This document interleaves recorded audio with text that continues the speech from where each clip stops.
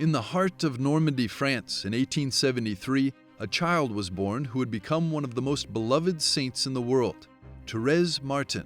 Her life was short, only 24 years, but her soul was immense, capable of illuminating millions of believers with her little way, the way of love and simplicity. Thérèse grew up in a deeply Christian family. Her parents, Louis and Zélie Martin, also canonized, passed on to her a living and concrete faith. Yet her life was not easy. She lost her mother at only 4 years old and began to suffer from a mysterious illness. Father François Lettel, a Carmelite priest and expert on Saint Thérèse of Lisieux's life, explains how she, even as a child, felt called to belong entirely to God. She shows a truly splendid interior journey. At the age of 10, she had a very serious illness, psychological and psychosomatic, and she was healed by the smile of the Virgin Mary, that is, by the experience of Mary's maternal love, and especially at 14, what she calls her Christmas conversion. She describes it beautifully. She was freed from her hypersensitivity, from a certain childishness, and begins what she calls a giant's race towards God.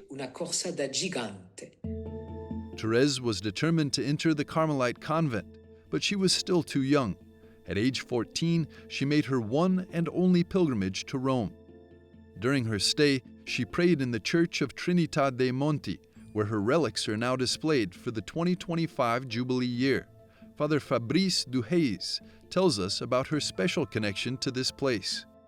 She went with her father here in Rome to ask the Pope the possibility to enter in the convent. And when she stayed in Rome, she stayed 300 meters away from here in a small hotel. If you go in the street, you can see it still written that St. Thérèse stayed in this place when she was in Rome.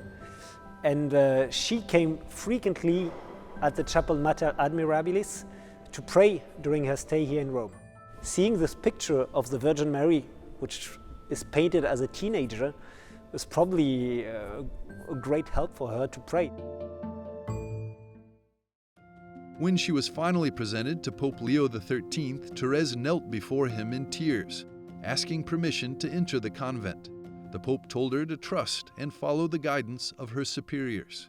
Sister Antonella Piccirilli, professor of theology at the Theresianum, explains how Thérèse lived this disappointment. When she recounts that the Pope did not give her explicit permission, she writes, "I had already offered myself to Jesus, to be his joy, his little toy, his ball. And on that day," she says, "Jesus pierced the ball." This image seems playful, but it expresses a deep pain. A punctured ball is thrown away, is useless. Thérèse felt useless in the hands of God, yet she made even this her joy, because her joy was to delight God. Upon her return to Rome, Thérèse obtained permission from Bishop Flavien Hugonin to enter the Carmelite convent at 15 years of age. She is very close to St. Francis of Assisi. The evangelical poverty of Francis and the evangelical littleness of Thérèse are the same thing, the littleness of Jesus himself, God who becomes small. In 1897, weakened by tuberculosis, she died at only 24 years of age. In her final months, she endured a profound spiritual trial known as the Night of Faith, but she faced her suffering with serenity. Her last 18 months were complete darkness. She says, "For me, faith has become a wall reaching to the sky. Yet her greatness is in her unwavering trust. Suffering can distance or embitter, but for Thérèse it became a privileged path to encounter God." È una pista privilegiata per l'incontro con Dio.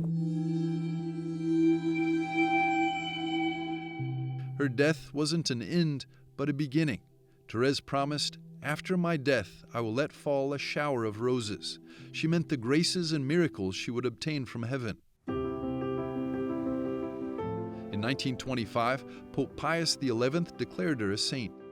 In 1997, exactly 100 years after her death, Pope John Paul II proclaimed her a Doctor of the Church, a title reserved for the great masters of the faith.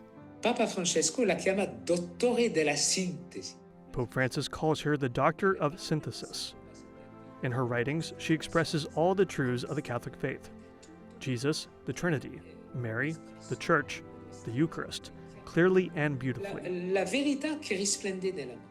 In a world dominated by efficiency, visibility, and measurable results, Saint Thérèse of Lisieux reminds us that holiness is not reserved for heroes or extraordinary mystics, but is within the reach of everyone.